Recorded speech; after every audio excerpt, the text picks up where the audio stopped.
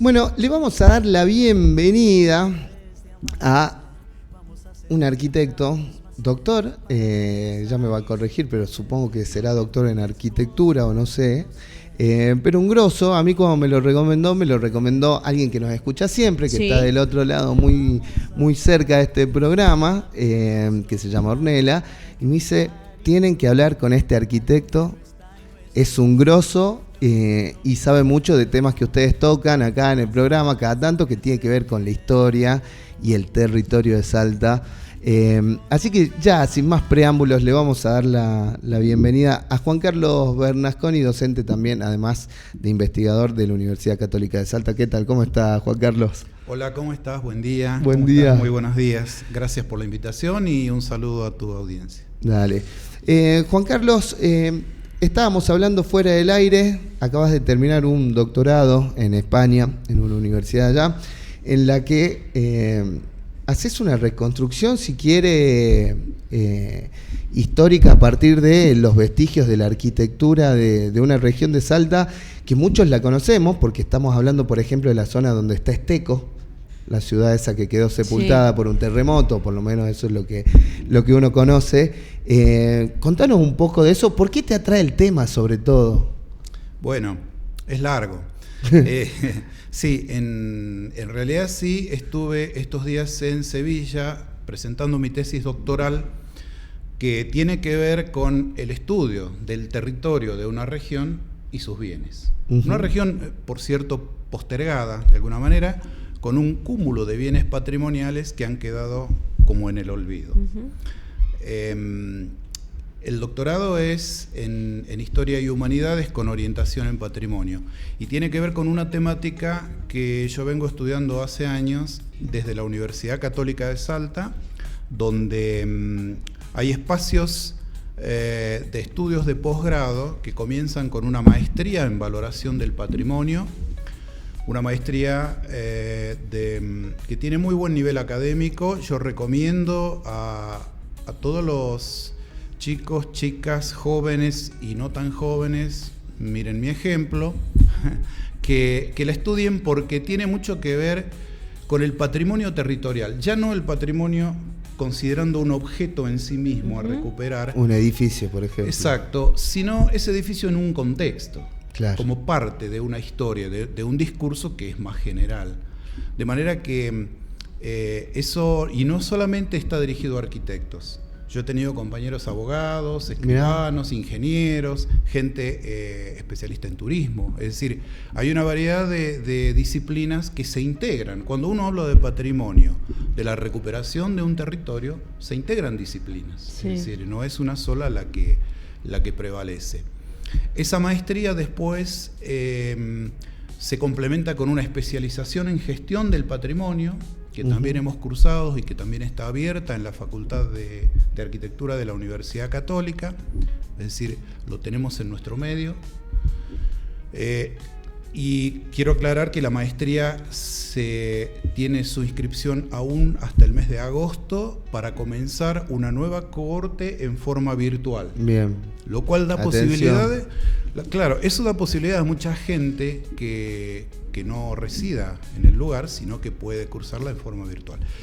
La excelencia del nivel académico de esa maestría, con docentes de la Universidad Pablo de Olavide de Sevilla, de la Universidad de Sevilla, de Huelva, de la Autónoma de Madrid, de Guadalajara en México, de Buenos Aires, ha hecho que articule créditos con la Universidad Pablo de Olavide de Sevilla para cursar el doctorado. Bien. Es decir, son reconocidas las materias que uno aprueba en la maestría para poder cursar el doctorado. Eso es lo que yo he realizado ahora después de largos años de estudio, de esfuerzo y de disciplina, porque estudiar exige compromiso y disciplina. ¿Te gusta estudiar? Hay que estudiar, sí. Bueno, y se van jalonando etapas. A mí me interesaba culminar este doctorado para generar una serie de lineamientos de gestión. Lineamientos de gestión que la idea es trasladarlos a las autoridades de la provincia que tienen que velar por la tutela y gestión del patrimonio, a efectos de que se pueda poner en valor. Hablamos de Esteco, ¿sí? Esta región, que es la cuenca media del río Juramento, entre el Abra de Metán, que coincide más o menos con la ruta 34, cuando uno ingresa a la región, y el límite entre Salta y Santiago del Estero. En esa área geográfica hubo 2 ciudades conocidas como Esteco. Sí. Una primera ciudad, que fue la primera ciudad fundada en territorio de lo que hoy es la provincia de Salta. Sí. En realidad la primera ciudad que perduró unos años en el tiempo, porque se fundaron antes otras ciudades como San Carlos, por ejemplo, que fue fundada y refundada, destruida por los aborígenes en diversas oportunidades. Después de esta ciudad de Esteco se fundó una villa, que se llamó Villa de la Nueva Madrid, y finalmente la última ciudad, llamada Nuestra Señora de Talavera de Madrid, conocida como Esteco, que es un nombre enigmático. Esteco no se sabe a ciencia cierta qué significa. ¿En serio? Si un gentilicio, es decir, si el nombre de una población, si una región geográfica. Por ejemplo, el gobernador Aguirre, disculpen que lo... No, me copa. Que me lo copa, vamos- me copa. No. De hecho, ¿sabés que acaba de llegar un mensaje y dice que cuenta las maravillas de Esteco? Él encabezó buena parte de las investigaciones. Ah, bueno, muy bien. El gobernador de Santiago del Estero, que fundó Santiago del Estero, que era Aguirre, en nota a la corona, por allá por mediados de 1555, envía una nota a la corona donde dice: tengo unas encomiendas con unos indios que se dicen estecos. O sea, ahí puede ser un gentilicio. Claro. Hay otra nota que dice estamos en la provincia de los estecos. Puede ser un lugar geográfico. Como Entonces, Esteros, por ejemplo. bueno, esa es otra hipótesis. La deformación de aquel idioma con la cedilla portuguesa, el castellano antiguo, tenía esa cuestión, y puede haber sido, pero hasta acá es hipotético y no se conoce. Claro. Y eso aún le da más enigma y más misterio a lo que es Esteco. Esto que estamos viendo es Esteco. No, No. eso no es Esteco. Eso es una imagen que alguien publicó como Esteco, pero eso no es. Bien. Esteco no tiene ese nivel de construcción, porque en realidad el terremoto de 1692 la destruyó totalmente. Sí. Quebró las paredes más o menos a la altura de 1 metro de toda Bien. la edificación. Era todo con adobe, eso generó cúmulo de tierra que con el tiempo se fue completando con bosque, fue creciendo el bosque, y hoy es un terreno con algunos montículos. Desde el año 2000, un investigador bonaerense, Alfredo Tomasini, en convenio desde el CONICET y la Universidad de La Plata, en convenio con la provincia de Salta y los municipios regionales, concretó un proyecto de investigación que tuvo que ver con las excavaciones. Eso sí es Esteco. Ahí está el profesor Tomasini en el centro de la imagen. Se la ve a la licenciada Mirta Santoni, que era en ese momento directora del Museo Antropología de Salta, y al doctor Ricardo Alonso, que también acompañaba a Tomasini. Esa excavación tiene que ver supuestamente con la iglesia mayor de Esteco. Según lo que el plano fundacional indica, luego de ubicarse algunas partes de un fuerte que se construyó en el centro de la plaza a fines de guarecer a la población ante los ataques de los aborígenes desde el Chaco, entonces ubicado el fuerte, que tenía que ver con la plaza, y en función de ese plano fundacional se dirige el investigador hacia un gran montículo que parece ser la iglesia mayor. Esa iglesia está en etapa de investigación, no está todavía totalmente excavada para ver exactamente la dimensión que tenía, los muros y demás. Ahí se lo ve al profesor Tomasini. Bien. Bueno, quienes escuchan la radio lamentablemente no Sí. pueden ver las imágenes, pero Pero no, la estás contando perfecta, Juan. Esteco ahí está a la altura de los muros quebrados, ¿ves? Eso es lo que el terremoto hizo. Y se ven incrustaciones de tejas coloniales en todo el terreno. Ajá. Y se ha encontrado algo curioso, apilada sobre una de las paredes de la iglesia, una serie de tejas enteras, sin uso. Seguramente para un posible, de repuesto, digamos. para un posible recambio de sectores del techo, ¿no? Así que, y todos esos materiales, algunos están en el Museo de Antropología de Salta, en exposición, y la mayoría está en una sala que ha cedido la Municipalidad de Río Piedras, que es el municipio donde se encuentra Esteco, está muy próximo al municipio, en una sala que ha prestado la municipalidad, donde están ahí en estudio todos esos materiales que se han encontrado. Y hay cosas interesantes, ¿no? Ahí hay otra imagen de la iglesia, se ve una plataforma de adobes. Qué impactante, enorme es. Sí, Nos permite ver la dimensión de la obra. Sí, sí. Y todavía falta seguir excavando. El problema es que falleció el licenciado Tomasini en el año 2017 y quedamos un poco huérfanos de la investigación. Ahora se está generando un nuevo proyecto con otra arqueóloga de La Plata que era discípula de Tomasini, la licenciada Julia Simioli, para ver de dar una continuidad a esta investigación. Juan, hablabas de patrimonio territorial. ¿Por qué hablamos de patrimonio territorial cuando hablamos de Esteco?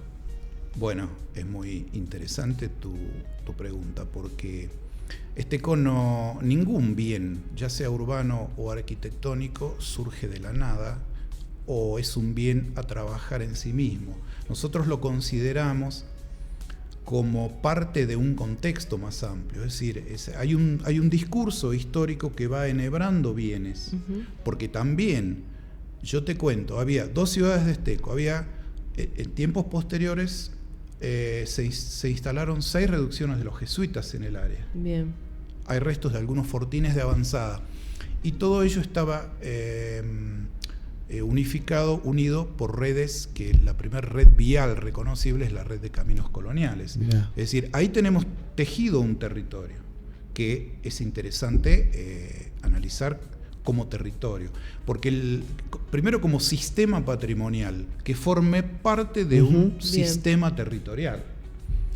Y debemos recordar que la región del Juramento, después con la época de la consolidación del Estado-Nación, con la República, ha ido generando distintos poblados, que son los poblados actuales. Y allí también han estado tejidos por la red ferroviaria, que es otro patrimonio a considerar, ¿no? Esos ferrocarriles que han sido gran parte de la identidad de esos pobladores, ¿no? Como empleados ferroviarios. El ferrocarril permitió generar clubes sociales, clubes de fútbol, policlínicos ferroviarios. Las familias de esos pueblos llevan en la identidad esta idea. Y hoy las estaciones están abandonadas, el sistema ferroviario está abandonado. Entonces, y además hay otros bienes patrimoniales en ese territorio. Las particiones catastrales de las tierras, las acequias de riego, la forma de los cultivos, el cultivo del arroz en el galpón, que fue en una época tan importante, ¿no? para esas poblaciones. Luego, bueno, lamentablemente, grandes procesos de deforestación del monte chaqueño con la sustitución por cultivo de soja, que en realidad la soja es un cultivo primario una actividad que no deja valor agregado en la región. Entonces, yo he generado en mi tesis doctoral herramientas de gestión para considerar la totalidad del territorio, la totalidad de los bienes y la integración en proyectos que, por supuesto, superan mi disciplina y tienen que ver con distintas ciencias, distintos actores que tienen que intervenir a efectos de su tratamiento. La idea es publicar esta tesis y ponerla a disposición de las autoridades provinciales, de los organismos municipales, de las bibliotecas populares, de los colegios y las universidades, para que se difunda todo un patrimonio que está allí como abandonado desde tiempos remotos, ¿no? Permitime una inferencia. Hablabas de la importancia que fue el enclave de Esteco desde sus inicios, incluso un siglo después de la conquista, ya desarrollando ahí todo. Esteco en el marco de un sistema. Pienso después, 200 años después, pienso en Manuel Belgrano y la batalla de Río Piedras, ahí también marcando la importancia de ese territorio y enganchando la última parte de lo que hablas, como un territorio que fue tan valioso culturalmente, incluso políticamente, socialmente, hoy en día está deprimido. Sí, bueno. Por lo tanto la gente que vive ahí también, de alguna manera. La ciudad de Esteco se fundó con 49 manzanas. El plano fundacional habla de 7 manzanas por 7. 1609. Más grande que Salta en su fundación. Salta se había fundado en 1573. Y Esteco tuvo una importancia en la provisión de ganado mular y todo el cargamento de alimentos, algodón, la miel y demás que iban a las minas de Potosí. Ahí es donde el engorde de ganado y el abastecimiento de los troperos, de la gente que venía, hizo que Esteco sea importante. ¿Cuándo comienza a decaer esta importancia estratégica? Cuando el camino que de Esteco a Salta y hacia el norte era de herradura, se convirtió en camino de carretas. Entonces las carretas ya no necesitaban parar en Esteco. El engorde de mulas se trasladó a Sumalao, en nuestra ciudad de Salta, en nuestra región, y entonces Esteco comenzó a perder importancia.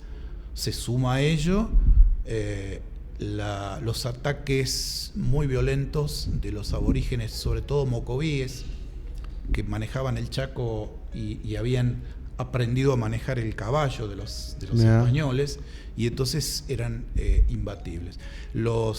Es más, ha habido incursiones que han llegado hasta la propia ciudad de Salta.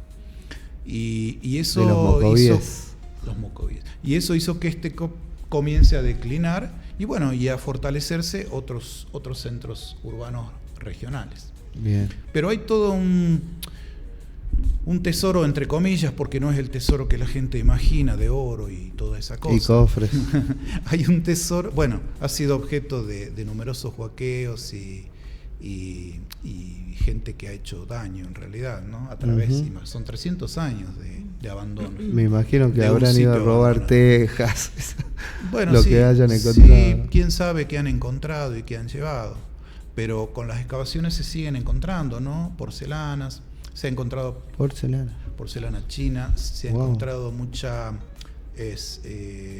además de la cerámica, de las vasijas de orden local que hacían los aborígenes, había una cerámica española, ¿no? La Sevilla, Blue and Blue, Blue and White, que es la azul y blanca o azul y azul. Hay muchas. Se ha encontrado un botón enterrado a más de 1 metro de profundidad, que tiene hilos de plata. Ese botón está en el Museo de Antropología, y es una pieza fantástica.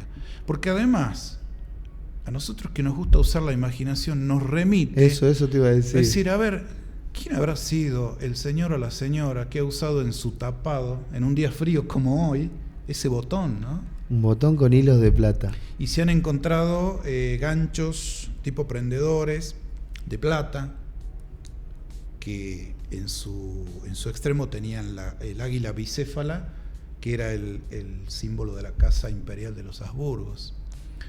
En fin, infinidad de cosas se van encontrando, pero para ello hay que seguir con las excavaciones. ¿Qué se sabe de la gente, de la población de esa Esteco? Bueno, afortunadamente el plano fundacional tenía escrito en el propio plano el número del solar y abajo el nombre de la familia a la que le correspondía. Mirá. O sea que los 119 vecinos que han sido los fundadores vecinos fundadores de Esteco, los tenemos con nombre y apellido. Y en el mismo plano, al costado del nombre del fundador, se anotaba la cantidad de aborígenes, ellos los llamaban indios que se le adjudicaban a cada vecino, ya sea para el servicio personal o ya sea para la encomienda. La encomienda es una gran porción de territorio que se le otorgaba a una familia para el cultivo, la cría de ganados y demás. Entonces, después ha habido, por supuesto, habría que seguir esa línea de investigación. ¿Y qué eran españoles esos 119? La mayoría, ¿o ya eran criollos? La mayoría eran criollos. Gente ya nacidos en este territorio. Esta Esteco de 1609 se fundó con la población de la vieja Esteco de 1566 y la Villa de la Nueva Madrid de 1592. En un momento fusionaron las dos poblaciones en una nueva que se corrió más hacia donde el camino real ya empezaba a trazarse. Bien. Camino que hoy en esa parte coincide más o menos con la ruta 934. Bien. Y sería interesante seguir esa movilidad habitacional, ¿no? Esos pobladores, cómo se han ido desplazando. Y deben haber apellidos que tengan vigencia hoy en Salta también. Seguramente, muchos de ellos sí, y sería bueno encontrar personas, familias que se autoperciban descendientes de aquellos primeros, ¿no? Sí. Ellos deben saberlo. Deben tener alguna data, sí, seguro. Juan, seguramente. ¿Qué fue lo que te llevó a estudiar, trabajar, invertir tiempo, estudio ahí en Esteco? Me intriga. Bueno, yo residí en la región durante 11 años. En mi formación es de arquitecto. Estuve viviendo en el Galpón, en la zona del Galpón, en la zona rural. Ahí lo conocí al profesor Tomasini. Bien. Nos hicimos muy amigos. Estuvimos compartiendo mucho tiempo juntos. Yo trabajaba en ese entonces en la municipalidad del Galpón y a través de la intendencia de doña Elba Atti hace ya unos cuantos años, ella con su idea de recuperar estos bienes patrimoniales y de abrir una puerta a una especie de desarrollo local que tiene que ver con un turismo de bajo impacto y demás, y a mí me intrigó. Bien. Y entonces me puse a estudiar cuestiones del patrimonio, después cursé esta maestría. ¿Cuándo comenzó este camino? Yo empecé a estudiar la maestría en 2011. Bien. La maestría en la Universidad Católica, 2011. Y desde entonces, bueno, sigo realizando trabajos de investigación en la universidad que tienen que ver con esta temática, y soy docente en Historia de la Arquitectura también en la universidad. Me encanta. ¿Dónde podemos ver todos estos datos, conocer un poco la historia de Esteco? Hay publicaciones, hay algunos libros que fueron el resultado de la investigación de Alfredo Tomasini, que bueno, habría que ver si aún están o están agotados, pero él dejó 3 libros que se llaman Esteco el Viejo, Esteco el Nuevo y finalmente un libro que resume todos sus... que se llama, no recuerdo muy bien, pero habla de toda esta historia en la época del coloniaje, ¿no? La frontera de Salta en tiempos del coloniaje. Se llamaba La Frontera, el fuerte de la frontera del Rosario. Rosario de la Frontera, por le eso quedó el nombre, porque se consideraba que desde este camino, que corría de sur a norte, hacia el oeste estaba la zona pacificada ya de los diaguitas, sí, pero hacia los valles el calchaquíes, por decirlo. Claro, los valles, pero hacia el este aún el Chaco no lo tenían colonizado. Qué bárbaro. Entonces esa era como una frontera. Cualquier semejanza con la actualidad no es coincidencia, entonces tampoco. Y bueno. Hoy es un poco así. Sí, bueno. Yo lo que quiero también rescatar es a esa población natural del Chaco, ¿no? Bien. Porque ha sido considerado siempre un salvaje.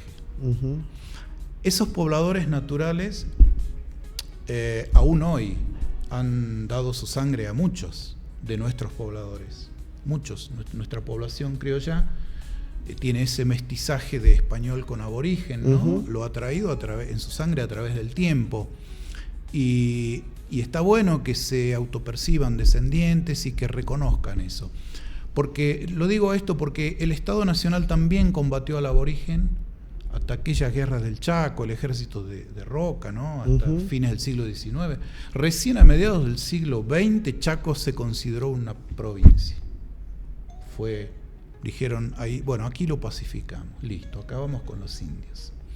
Está bien, son cosas que forman parte de la historia. Y lamentablemente esos aborígenes no han podido escribir sus crónicas, ¿no?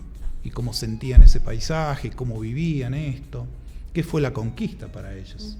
Y nosotros nos gusta rescatar toda la historia, toda, sin miradas sesgadas. Pero hablar de toda la historia es de esto, de todo.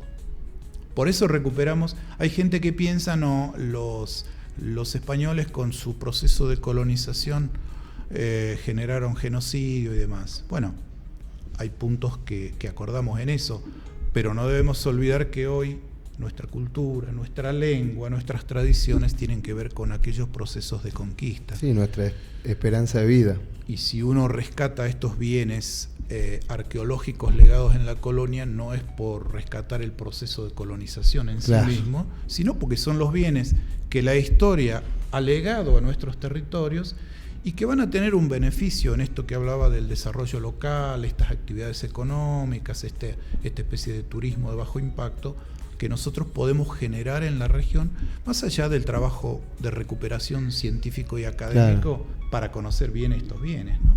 Me encanta. Juan, la verdad que ha sido una charla interesantísima. Te vamos a volver a invitar. Debe haber alguna relación también entre arquitectura y sociedad, arquitectura y desigualdad, arquitectura, para que sigamos charlando un poco más. Sí, claro. Siempre la hay cuando uno está comprometido con su medio, ¿no? Y cuando uno puede verlo todo sin miradas sesgadas. Ayer veía una peli, espero que la hayas visto y si no te la recomiendo, que se llama Los Corroboradores. ¿La viste? No. Es una peli muy buena que juega entre el thriller y el ensayo histórico del año 2018, hecha en Buenos Aires y en París, donde cuenta la historia de una logia secreta que encabezaba Carlos Pellegrini, presidente argentino, y otra gente del Jockey Club, y que querían anexarse a Francia, y por lo tanto entre fines del siglo XIX y principios del siglo XX copian los edificios de Francia, de París, y los ponen en Buenos Aires. Y la fantasía llega al extremo de decir, no, son los originales los que están en Buenos Aires, porque en Francia después se destruyeron en la Primera Guerra Mundial. Fascinante la película y habla mucho de arquitectura, por eso me acordé, me hiciste acordar, te la recomiendo. Gracias, Juan. Gracias. No, por favor, los visitaré nuevamente y espero que podamos armar el libro para publicarlo. Estamos gestionándolo con la editorial de la Universidad Católica. Bien. Y cuando eso esté, les traeré un ejemplar para que lo difundamos. Espectacular. Y a conversar nuevamente.